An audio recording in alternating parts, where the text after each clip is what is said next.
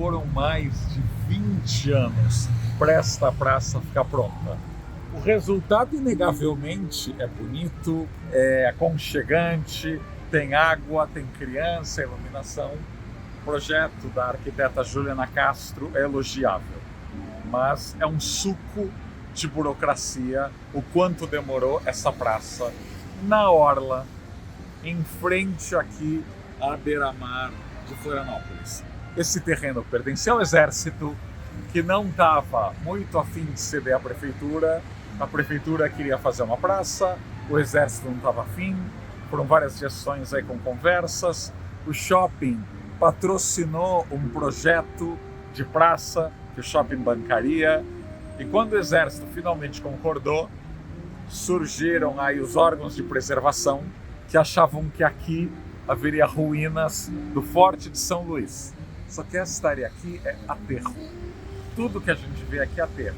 Mas alguém achou que tem que pesquisar, então foram aí 3, 4 anos de escavações, não surgiu nenhuma panelinha do antigo Forte de São Luís, nem uma colher, e aí nesse meio tempo rolou briga entre shopping, entre patrocinador, etc, etc, e hoje a praça está pronta, ela é adotada por uma companhia imobiliária do norte da ilha, mas pelo menos ela está funcionando.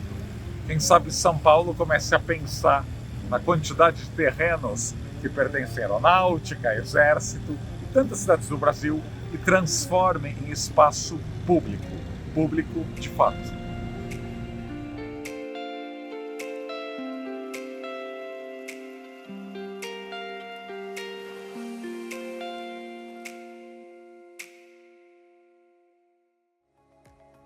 Já no bairro Córrego Grande, a compensação viária e ambiental foi paga com um parque. Um parquinho no fundo dos prédios, protegendo um córrego, com passarela de madeira, com playground, fazendo com que os vizinhos andem mais em seu bairro. Além de saudável, significa retirar mais carros de circulação das ruas. É bom ter por perto comércio, playground, lugares que as pessoas andem. Foi feito também pela arquiteta Juliana, também autora do projeto do Boulevard Praça, anexo ao aeroporto de Floripa, certamente o aeroporto mais bonito do país. Em boa parte do Brasil, quando alguém decide construir um bairro novo, um condomínio grande, um shopping, as prefeituras exigem compensações bem atrasadas. Obrigam o empreendedor a patrocinar um viaduto, um túnel, uma ponte, alguma coisa que priorize ainda mais o uso do carro. Nunca sobra dinheiro para alguma migalha para o pedestre. Floripa tem inovado nessa área. Seria bom que outras prefeituras também exigissem praças grandes, playgrounds bem feitos, calçadas mais largas, em vez de passarelas, que obrigam o pedestre a dar uma volta. Mas é preciso muito mais investimento nessa nova arquitetura para dar uma nova cara a Floripa. Mesmo lugares urbanisticamente espertos precisam deixar um design acanhado para trás. Olha só esse calçadão, um híbrido que mata de inveja os calçadões de São Paulo. Implora por uma comunicação visual digna do século XXI. O comércio e o movimento já estão lá. É possível chegar com carro de aplicativo, com táxi, o que permitiria, inclusive, o uso à noite e aos finais de semana. Mas podia ser mais bonito.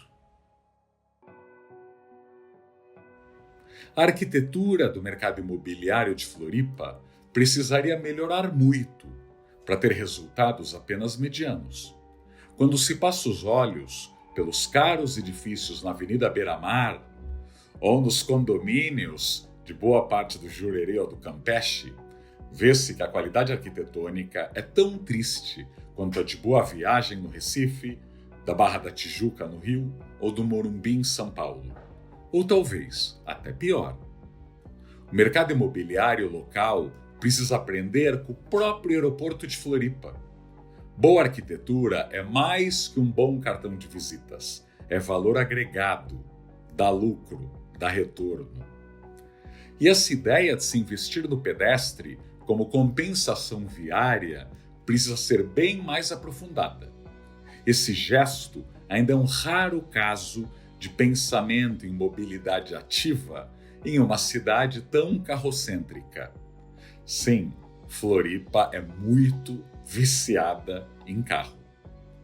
Esta cidade, cada vez mais moderna, a Ilha do Silício, precisa ser ambientalmente mais consciente, conservar mais árvores e emitir menos CO2. E a mobilidade é um ponto fraco, raquítico, dentro dessa história de sucesso que é Floripa.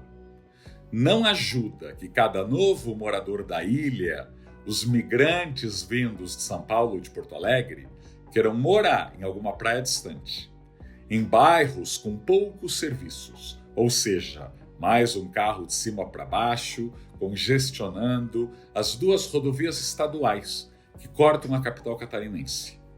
A geografia não ajuda. A ilha é comprida e estreita, como um micro-Chile.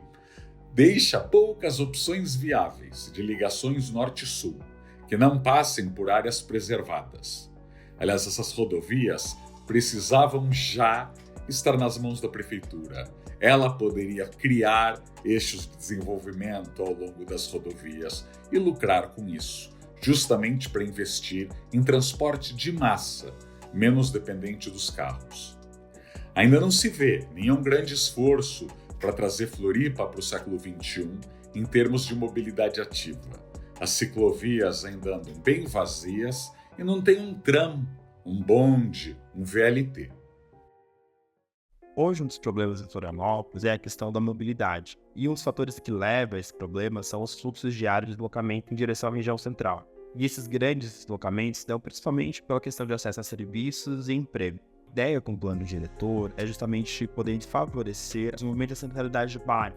Seria então levar esses serviços, esses empregos para mais próximo das moradias, então diminuindo esses grandes deslocamentos diários.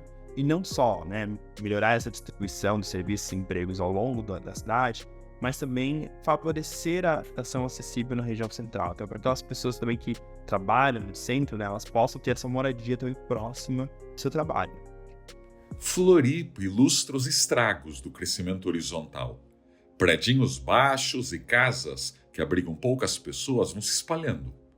Os 1.000 moradores que caberiam em 4 prédios altos acabam ocupando uma praia inteira. Esse espraiamento por os lados encarece os serviços públicos, da coleta de lixo ao sistema de esgoto. Falando de esgoto, é bom lembrar do fracasso da estatal catarinense de saneamento, a Casan. Floripa tem indicadores invejáveis em educação e saúde, mas é a pior capital do Sul e do Sudeste em cobertura de esgoto. Só atinge 65% da população. Há políticos que, em vez de defender saneamento para todos, acabam defendendo apenas as estatais de saneamento e seus cabides para indicados políticos. E no verão e na alta temporada, Floripa precisa usar toda a sua musculatura política com o governo do estado e federal para implorar por uma ponte que liga o norte da ilha ao continente. Não dá para fazer os milhões de turistas se concentrarem aí em apenas 2 pontes e não esperar aquele trânsito horrível para chegar à cidade. Então, é muito importante que Floripa também aí descentralize a chegada à ilha e a circulação desses turistas. Afinal, são boa parte da economia de Floripa. E um agradecimento especial à equipe da Urbana, esses incorporadores que fizeram o Passeio Primavera, que fizeram a cidade Pedra Branca em Palhoça e que fazem na prática o que eu defendo aqui no canal. Eu sou procurado por muitas incorporadoras e construtoras, mas acabo aí recusando convites e parcerias porque não tem liga, não tem nada a ver com o que eu digo aqui. No caso da Urbana, foi um match perfeito que Tinder nenhum realiza. Então quero agradecê-los e tomara que vocês escutem ouvir ainda muito falar deles. E assim chegamos ao final dessa primeira série dedicada a Floripa. Pretendo viajar bastante mais por muitas outras cidades. E você que criticou, porque Floripa é muito menor, a gente não pode aprender de uma cidade pequena ou média como Floripa, eu discordo. Algumas das melhores políticas urbanas de São Paulo vieram de cidades bem diferentes da nossa. Cidade Limpa foi criada em Barcelona, Virada Cultural em Paris.